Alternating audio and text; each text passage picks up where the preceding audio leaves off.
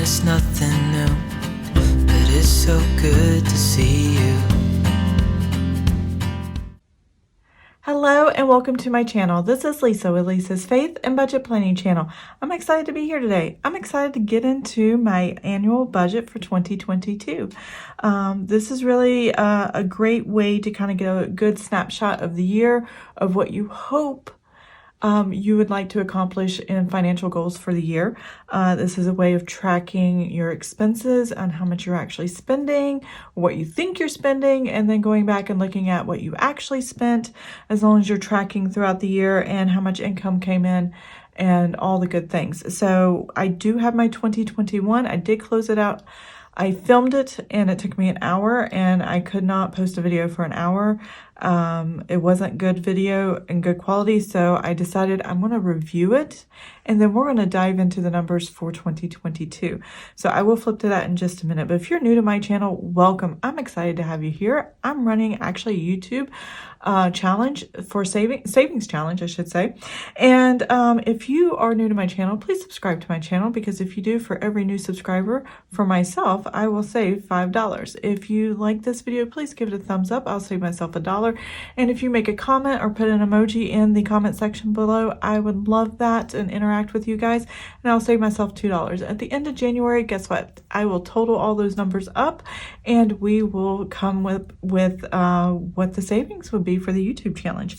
So I'm excited to kind of look at that and see what that's going to look like.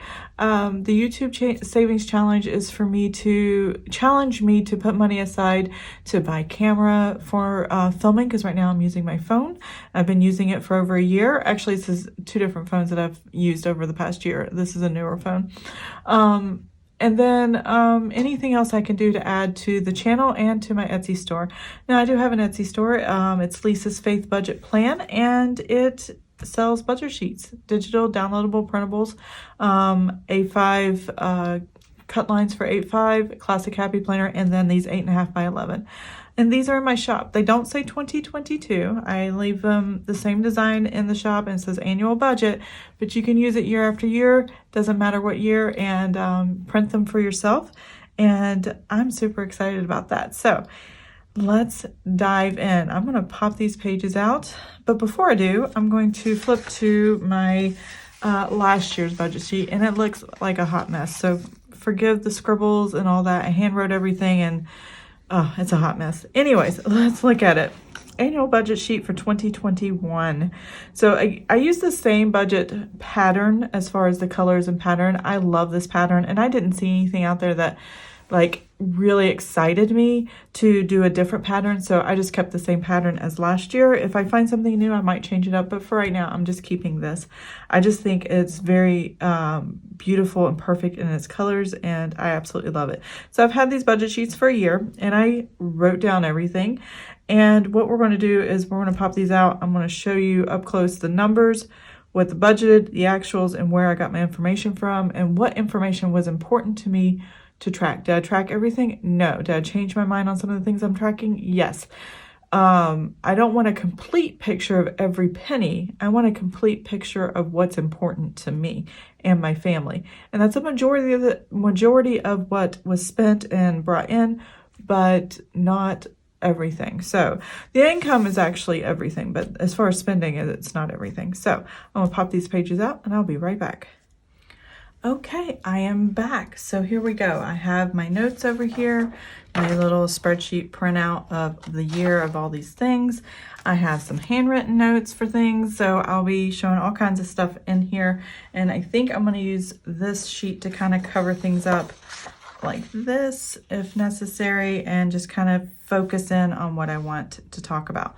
So as you're looking at the budget sheets and the colors, they show a little lighter here. They're actually kind of dark on my printable when I print them at the top quality in my printer. So I think I have the brightness on a little bit on my camera, so it may not be true to color, but it's close. So just wanted to let you know that the color might be slightly different, but it looks amazing in person. So anyways, we have several streams of income.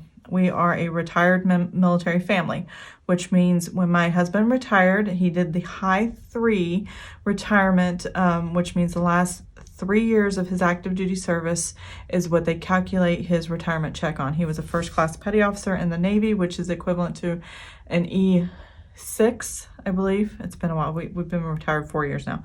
And so he was an E6 when he retired, and he did 20 years. So that is where our numbers are based from. And then what they take out is state and federal taxes and spousal benefit, as well as medical, dental, and vision, the ones that we chose. And so what's left over is what we get in the bank account.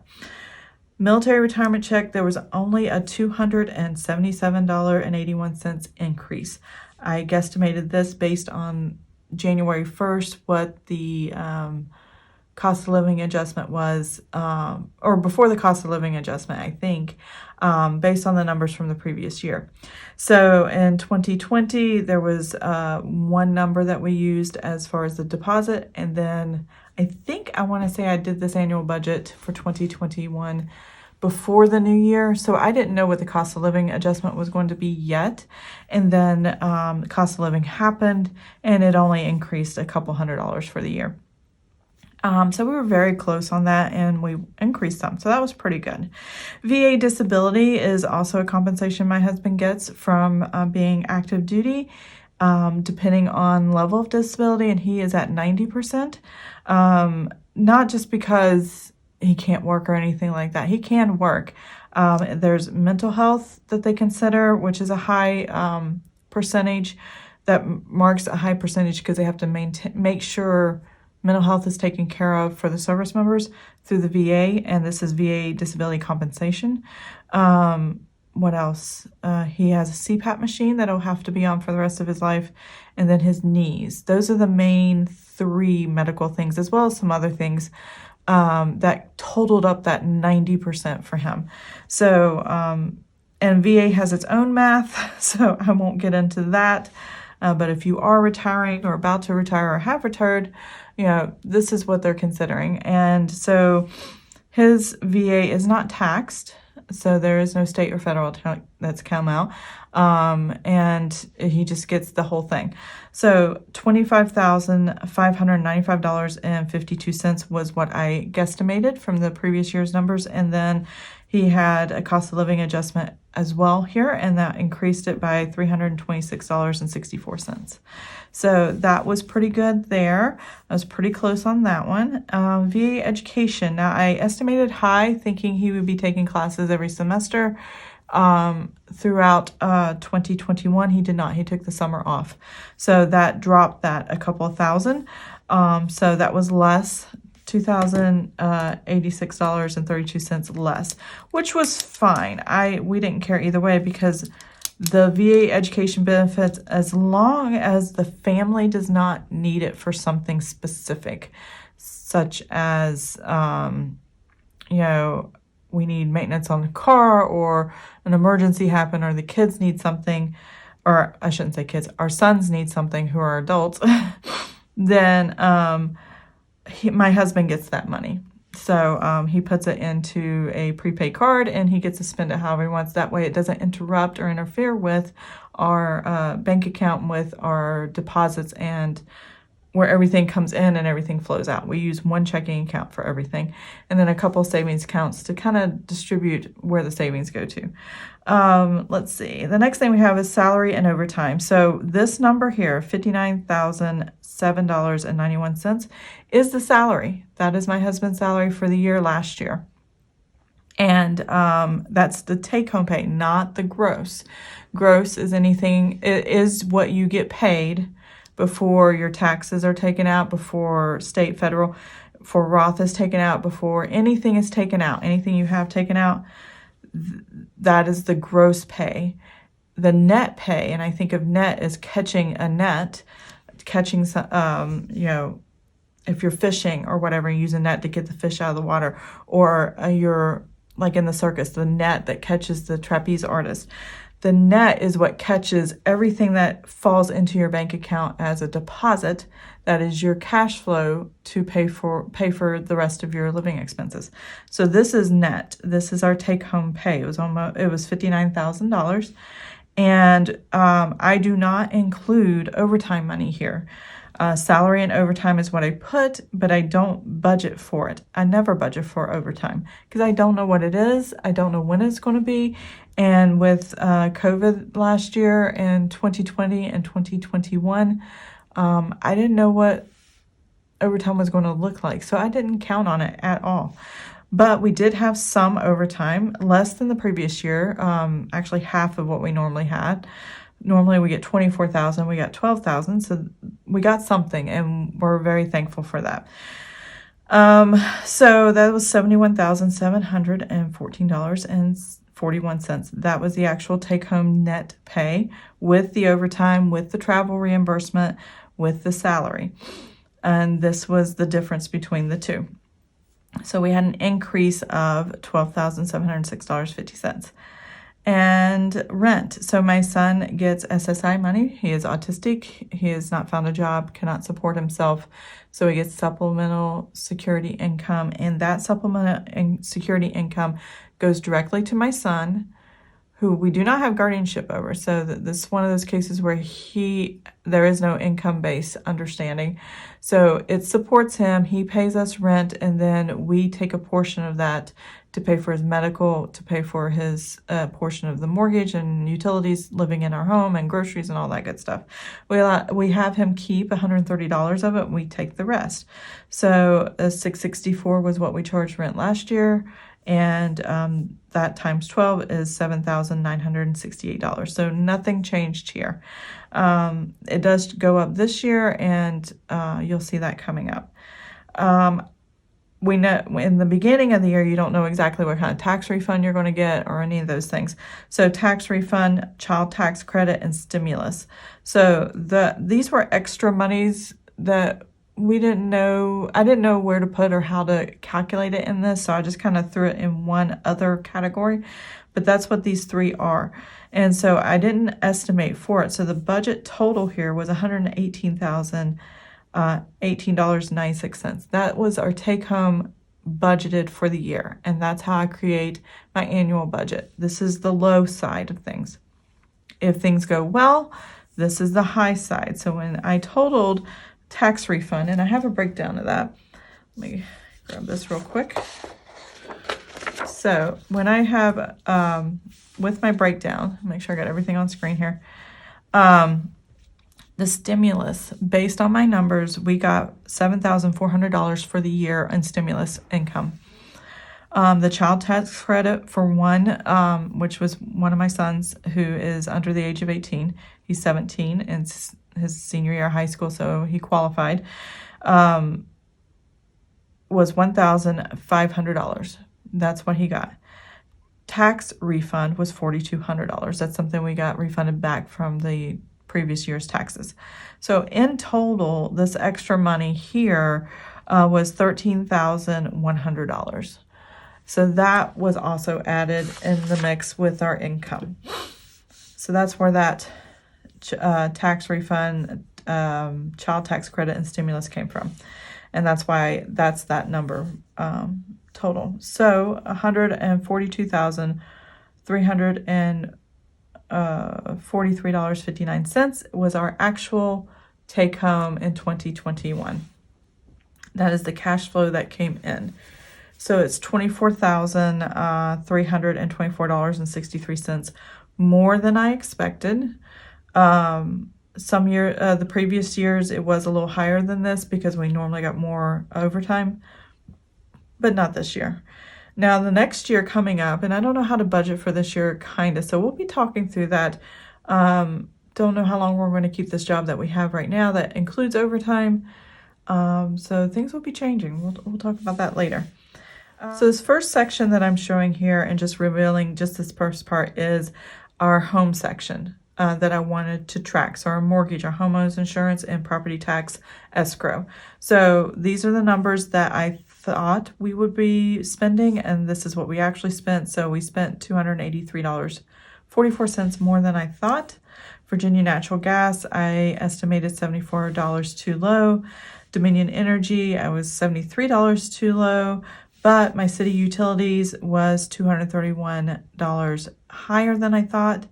Or not higher, less than I thought, because I was expecting to fill a backyard swimming pool that you put together yourself and use the water from the house to do that. And it would be a couple $100 to added to that, and we didn't do that. So we didn't fill the pool, so we didn't have as much water. Sprint cell phones, and I kind of made a note over here, T-Mobile, because we switched to T-Mobile. T-Mobile was actually less, and they had a good veterans deal, so we used that. And we got money back, $251 refund check, after they audited our Sprint account before they moved it to T-Mobile. And this is the difference, $231.29. So that was a plus for us.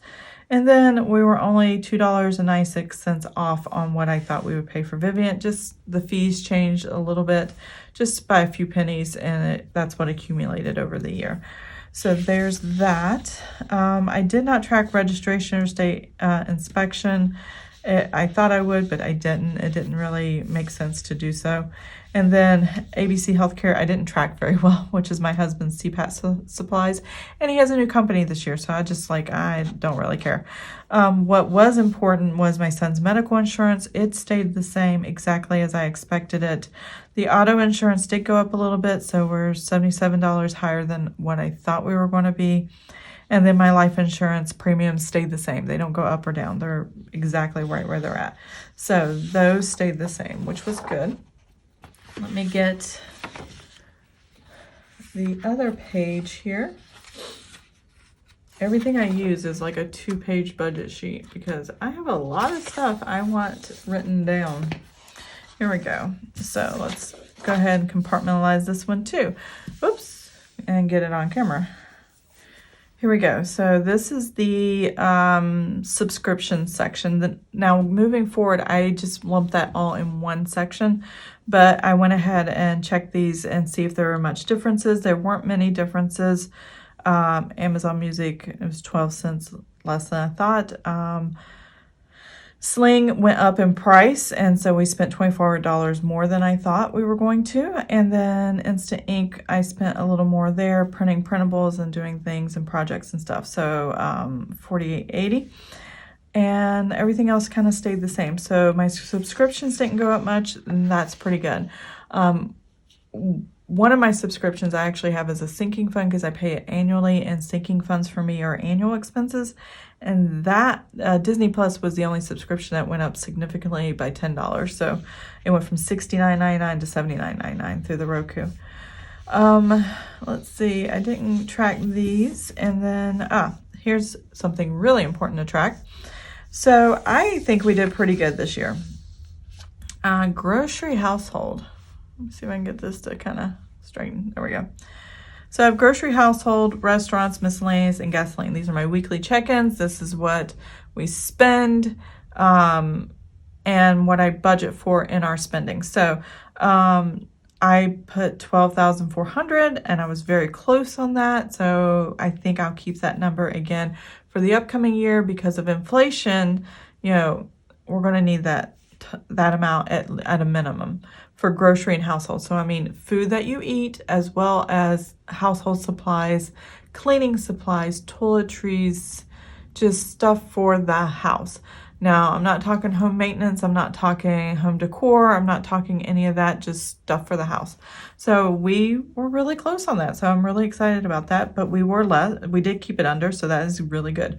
Restaurants, I estimated at $650 a month, and then we drastically reduced restaurants towards October of this year, and because I discovered I had diabetes and I needed to stop. So we're dropping that way low, and so we will adjust for that. But look, I saved $1,200 there because one, when my husband deploys, I don't go out, and two, we didn't spend as much as I thought we were going to, which is awesome. I may have over budgeted high, and we may not have been spending that high. So I'm super excited about that. Miscellaneous. Miscellaneous is how we spend when you buy something on Amazon and it's random, or Etsy and it's random, or you buy clothes or shoes or just the little things that are random, and you don't know where else to put it. I just budget miscellaneous every month, and then I just put those random things in that category. And we were $295 less than I thought we were going to be this year. So that is a good number. I might adjust that to $6,500 this time, and we'll go over that when I add the numbers to the other sheets. And then gasoline, we stayed pretty good. I think the pandemic helped with that, where we weren't driving as much at the beginning half of the year, and then the second half of the year we were driving a lot more, and then gas prices and all the things. So, but we were still under $459 less than what we had projected. So that is really good. And these categories, your spending categories, are the ones you really want to focus on, as well as your bills, to make sure you have enough for your annual expenses, or for your expenses for the year. So when you're breaking it down every month. Now, sinking funds is kind of misleading a little bit. This is the number I ended in December with of 2021. It does not show true of how much I actually put in there, and it's just what was left in there for after we spent out of it. So, but typically throughout the year, this is closer to the truth. So I'm going to have to come up with a new way to track this and look at this a little bit different, because I didn't prepare for that very well. Sinking funds, Bible study. I didn't spend as much on Bible study, so I'd stop tracking that. Okay, tithing and offering. I love tithing and offering and giving. That's also, I guess I can mark that here, giving. Many people do it many different ways. My husband and I have come up with a system. We've been doing it for years. The system is something we prayed about, and the Lord led us, and that is what we do. So when we do that, we always give a gift to Christ every year in December for Christmas, and this year we're doing it with for books to be printed in the Paraguay language for the people of Paraguay. It's a fantastic way to spread the gospel in a way that people can understand it, and in their own tongue, in their own understanding. The translation is there for them to get and grasp, and that is awesome. Helping Hands is a tithing we give. Now, this is what we call an offering. Difference between offering and tithing. Tithing is tithing a specific amount of money from your income, and then offering is above and beyond that. So gift to Christ is always above and beyond. Tithing is, for us, Helping Hands. We give to our Helping Hands at our church to help others in the church that if they need a little extra, lost their job and they need help with their rent or their mortgage for a little bit, or if they need help with groceries, or they need whatever they need at the time as they're getting situated and finding a new job and stuff, the church can help them out. We tithe the military retirement check from that, for that. And then we tithe the, what is the income? I'm drawing a blank. I'm sorry, guys. VA disability. So the VA disability, we tithe to Greater Europe Missions. Sometimes we tithe the overtime of my husband's salary checks to Greater Europe Missions. It goes to a missionary family that we have chosen, and they're from our church, and they're amazing people, and we love supporting them. And then the salary checks my husband gets, that is tithed directly to the church general fund. And that's where most of our tithing goes to. So these three are tithings.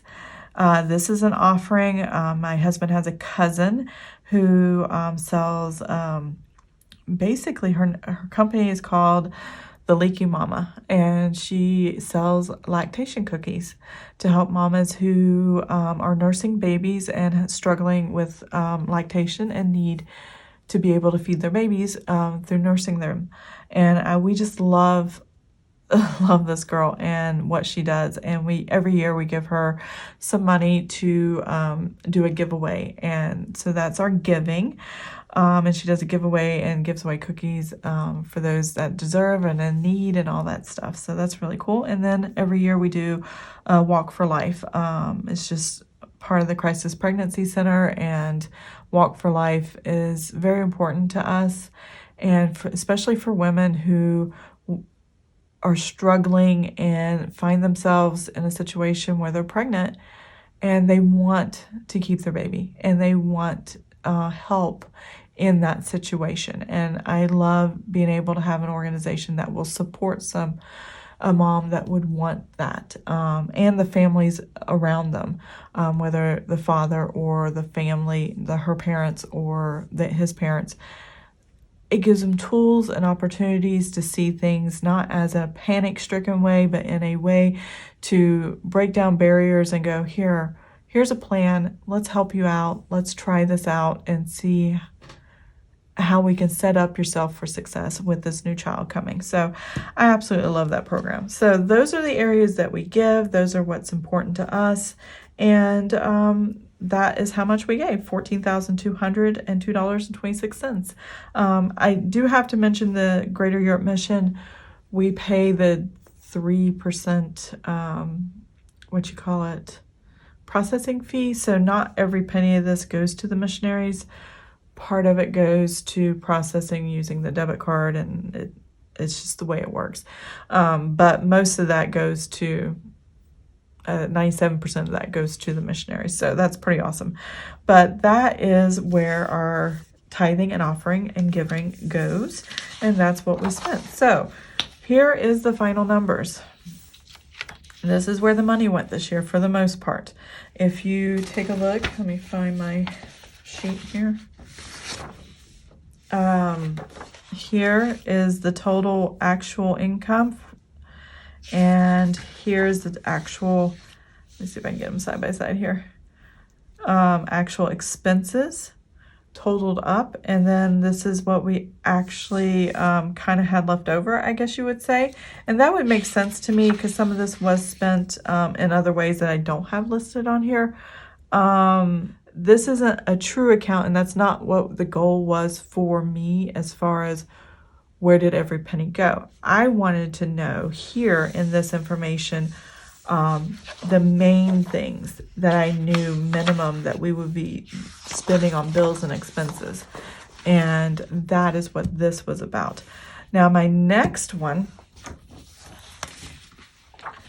So now here, we're just going to look at and figure out, based on what we already know, what the different incomes are, and then what we know on what we're spending here in our different sections as far as expenses.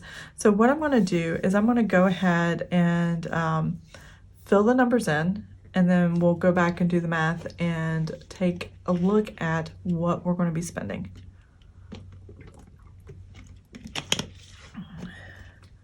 For the year of 2022. I can't believe I'm saying that. So I will be right back. Okay, I am back and I have the numbers. I haven't totaled all the expenses, but I did go ahead and total all the income here. So I think the numbers are going to look pretty good, but we'll see. Okay, what have we got going on? So compared to last year, there is an increase, as you can tell. Because last year I only had an income coming in of $118,000 budgeted. That's what last year's was. And the reason I wrote all this out off camera is because I write a lot neater and it takes me a long time, and I didn't want this video to be forever and a day. So yeah, I went ahead and did that. So I put $121,233.80. Now, that is a very uncertain number for me because I don't know. I know there's overtime coming, like even this Friday when I do my paycheck to paycheck for January 7th, I have overtime income in that. But I don't know what it is until it hits the bank and I look at the deposit. So I am not counting it until later, but I don't know how many overtime checks we're actually going to get this year because my husband wants to slow down and not go out to sea if it at all possible. And he's thinking about switching jobs and applying in his field of study right now, which is fish and wildlife, instead of staying what he's been doing right now. What he's been doing right now has taken care of us and done amazing. And he always said that this job was to get us through until my son graduates high school. He'll be graduating in June, and then our life's going to change again. So this number may not even be this high at the end of the year. I don't know what it's going to look like. I just know for right now, this is what's going on, and this is what I'm going to plan.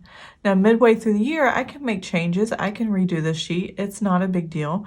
An annual budget sheet is just a snapshot of one period of time in your life where you thought this is how our trajectory was going, and I wanted to see what was going on. That's all it is. Do you have to stick by it? Does it have to be something that you be rigid with? No, not at all. So there's the income. And this is based on this year's numbers with the cost of living adjustments. I'm doing this after I found out the cost of living adjustments, so that's pretty good. Now the salary may even go up. This is just the take-home pay from my husband's salary. This is not overtime, and this is not any pay raises either. Typically, there is a pay raise once a year, and it's usually in January sometime, and we don't know what that is yet, so I'm just not even going to worry about it, and this may adjust. And it's a small increment increase. They do pay raises in small increments instead of bonuses every year to compensate for bonuses, and everybody across the board gets them, so that's pretty cool. My son's rent, based on the new numbers, everything. I don't know what our tax refund is going to be. I'm not going to plan on a tax refund. If once it shows up, I'll figure that out. If we have any more stimulus or any other income that I can put in here, I will put that. I have 2 lines here available. I can put that in later. So that will be really, really cool. As you see down here with our expenses, everything's pretty much similar in numbers. I used last year's numbers for the utilities and kind of round them up a little bit. So, and they're not lined exactly right, but like this was 23,500. I did 23,804, and I took what our actual mortgage is this year, and that is what times 12. That's all I did, is take what our actual is times 12 for right now. I know in August it's going to fluctuate and change because of the escrow review, but other than that, I don't worry about that. So right now we're paying $19.98, and you do that for 12 months. That's where I got my number from. Now where I got natural gas is basically I took, the number here from natural gas and used that number. I didn't use the change, but I used that number. Same thing with electric. It was close to 1,700. We do keep our larger home cooler in the summer because my husband can't handle the heat, I guess. I don't know. He keeps it at 68 degrees, but there's something with his body and fluctuating temperature, and he needs it cooler. And I guess it's after living 20 years on a ship in cold spaces where there's computer equipment that needs to be cold. He just cannot seem to adjust his body again. So the house stays cold. And I wear jeans year round, but I don't mind. I love them, and we're good with that. City utilities, I also adjusted it based on last year's numbers. It was not quite 1,200, so I just rounded it up. Vivint Home Security, I took our monthly current payment and just went 5646 times 12, which is our current payment, and that's where I got that number from. So if there's change, I took the actual bill that we get from the company, and if it's the same amount or fixed amount every month, I just multiplied it by 12, and that's what I estimated for the year. Same thing with our internet. It's been like that for years, so that's good. I took our new T-Mobile bill, a lot less than Sprint, which I'm really thankful for now that I see the numbers, and that's pretty awesome. I guesstimated, let's see, without the winter and without the winter months, like the end of the year. I think our last grass cutting was like mid-November because we're in Virginia, and so it stayed warm really late, like all the way up through New Year's. So that was crazy. But the grass stopped really stop growing early to mid-November, so probably March to November, and that's when I'm guesstimating grass cutting. I don't know if we're going to do any other landscaping stuff, but we'll wait and see. Dave Paint, he's our painter. There's interior doors I want painted, so that's what I want to kind of budget for the paint project next year, to freshen those doors up and make them look really, really good. AMCO, we have paid off vehicles. It'll be 9 years in June for our Armada, and 12 years for, oh my gosh, 12 years for the Jeep Wrangler.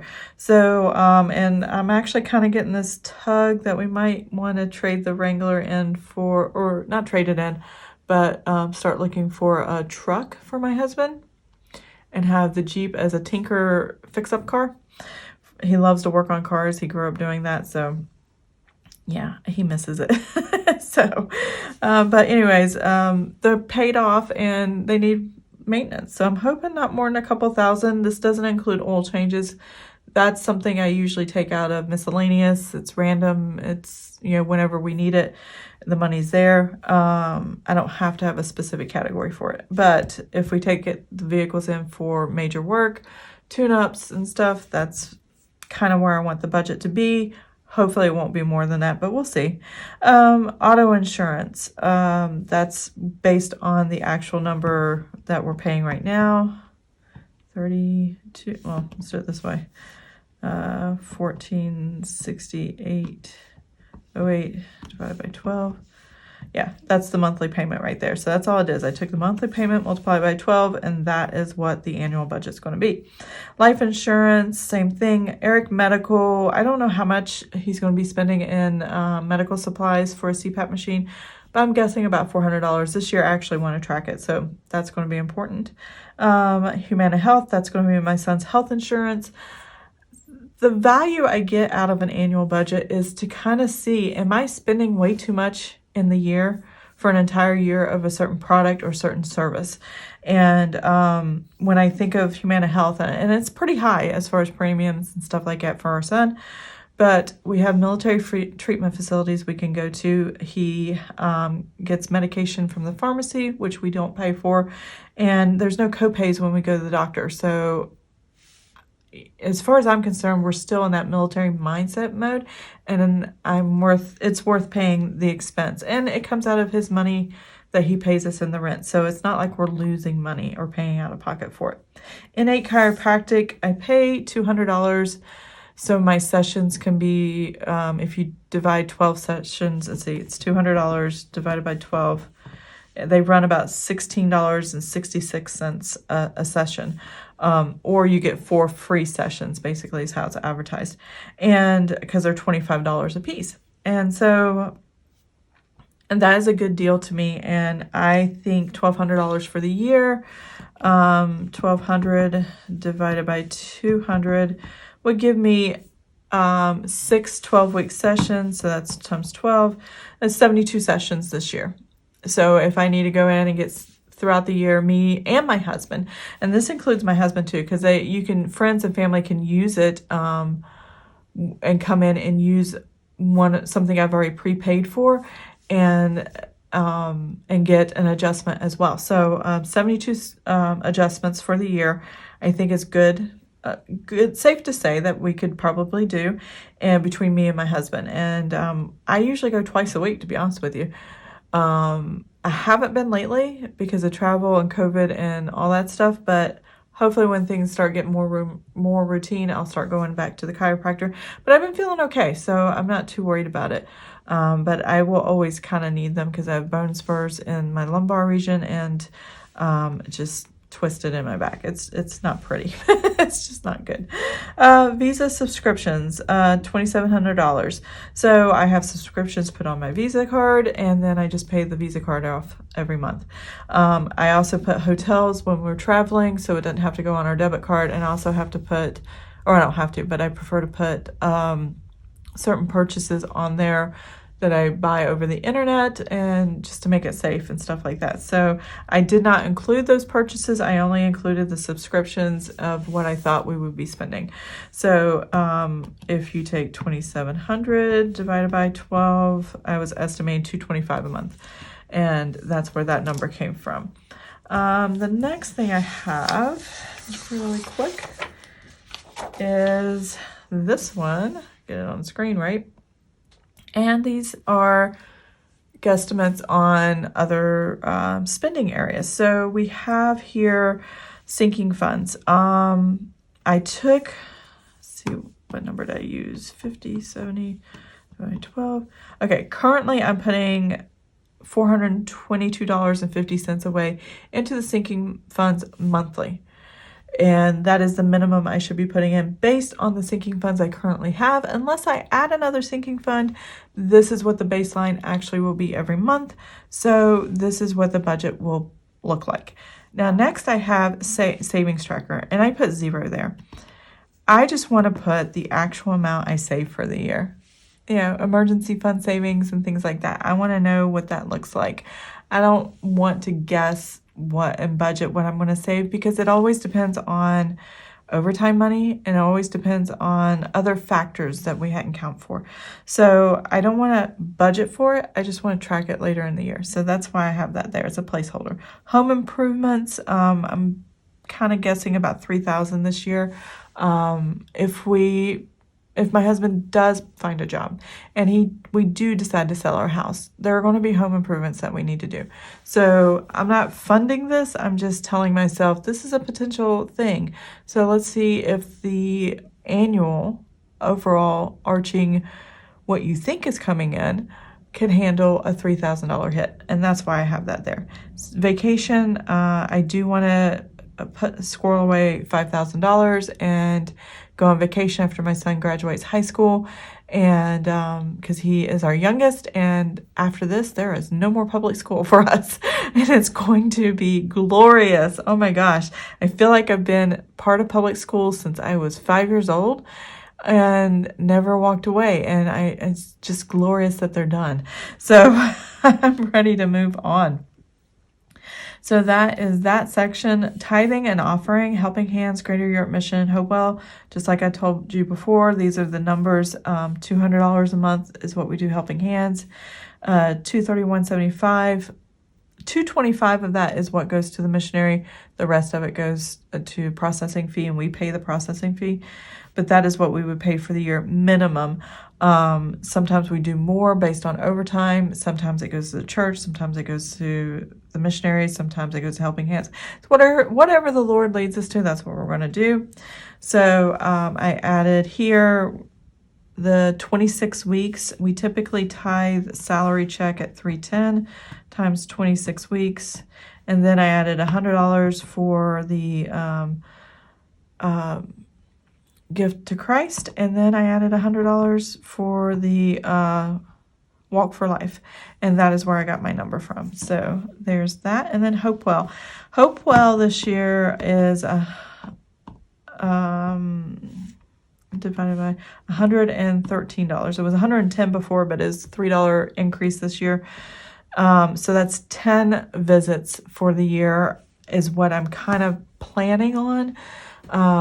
For me and my husband, just walking things out with a counselor and with Christ, and just kind of maintaining and improving and helping in our marriage. And that's why we do it. It's important to us, and we love doing that.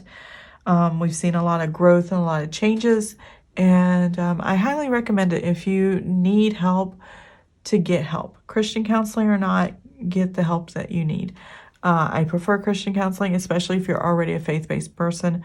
But I've done civilian covered by insurance counseling that has helped, and worked on our marriage that way as well. And it was a great foundation to work through. But if you are a faith, it is important to bring faith into it. So just think about it. Grocery household, I'm kind of keeping the numbers about the same. I had budgeted last year. Do I have that sheet? Where'd it go? Here it is. Oh, dropped it first. Oops, I have a lamp like right next to me. I always hit it in these videos. So I'm trying to figure out how to get this on here. All right, so what we're looking at, grocery household, I'm gonna keep that the same. That's what same thing I budgeted last year. I dropped restaurants down significantly because I really wanna reduce that. Miscellaneous, I kept almost the same. We did less than $6,500, so I kept it at $65. Gasoline, I kept at $3,000. We'll see. Depends on how much travel my husband does, or if he's driving more for work, and if we get a new job and all the changes. So I figured that would be a good number to keep. It's a little on the high side, and we don't know what gas prices are going to look like in the future. So that's kind of why I kept that there. So these are all the numbers. I want to go ahead and total these up, and then we will close out this video. So annual budget, here we come. We do this every day, and I'm still so amazed by you. Okay, that is the number. That is the number we're looking for. Let's see, it's very close to what I had last year. I put last year total expenses at $93,339.88. This year I'm doing $106,000. Now I added more categories, and I budgeted in working on the car and a better estimate for the landscaping and maintenance and stuff like that. So that really helped things. I lowered the restaurant. Let's pray I can keep it that way. We'll see. I didn't budget anything for unbudgeted, but I did want to track it. If you watch my weekly check-ins, I do check that. I do put that in my paycheck to paychecks to make sure that everything balances out. So, but I do want to see, and this will help me see at the end of this year coming in 2022, how much of this was unbudgeted, because I'm pretty sure that's where most of the money went, and give me a little truer account of the money. So let's go ahead and put this total here. Now, what do I do with this after I write all this information down? I just tuck it in the back of my notebook, and I don't think about it again until next year. And I'm good with that. You know, this is just getting me prepared for the year and kind of reminding me, where are my boundaries? Where are my bumpers that keep me in line with my budget when it comes to spending in groceries and household and bills and stuff like that? Do I have too many reoccurring charges for subscriptions? Do I need all those subscriptions? Sitting down and doing this exercise mainly is to help me to decide, am I spending money in areas that I want to spend money in, and are they important, and is this what's going to make us happy, or is this what we're dreading? And it kind of gives you that kick in the pants sometimes when you see it broke down like this. Wow, we're spending way too much money in a certain category. Now, I'm comfortable with all my categories because I've been doing this a while and it's normal to me. But you may not be comfortable with what I had done and be like, I got to cut back in this area and that area. And because something else is more important to me. So I can understand that. I know the first time I did this, I was like, oh, we're cutting back in certain areas. So I made this a negative number. I'm going to hit that plus sign. There we go. And I'm going to add the $121,233.80. I can't talk. All right, so it's showing me $9.20 left over. It's not a lot of money, but I allocated more to specific areas because I know there's going to be changes coming in the upcoming year. And that just tells me a little warning sign to keep an eye on the budget, protect your savings, and stay within the boundaries that you've planned for yourself. So I'm going to go ahead and zoom out, pop this back in my notebook, and I'll be right back. Okay, that is my budget.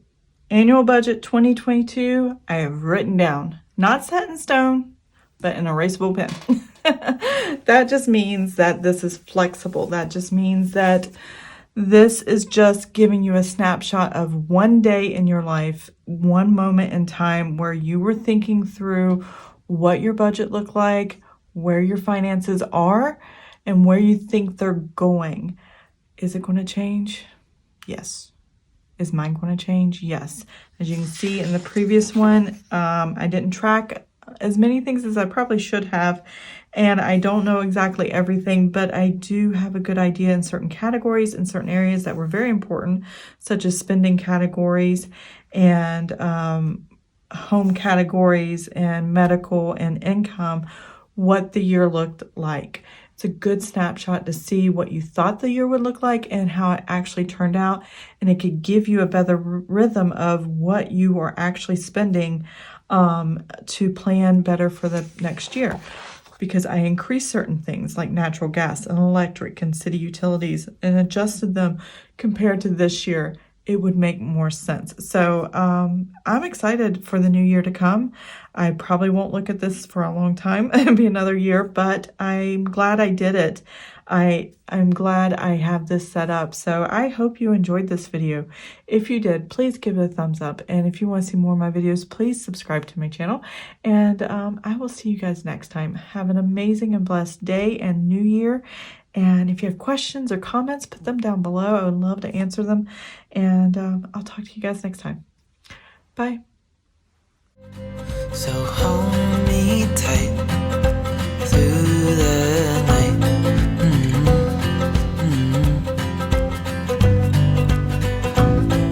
It's just us two.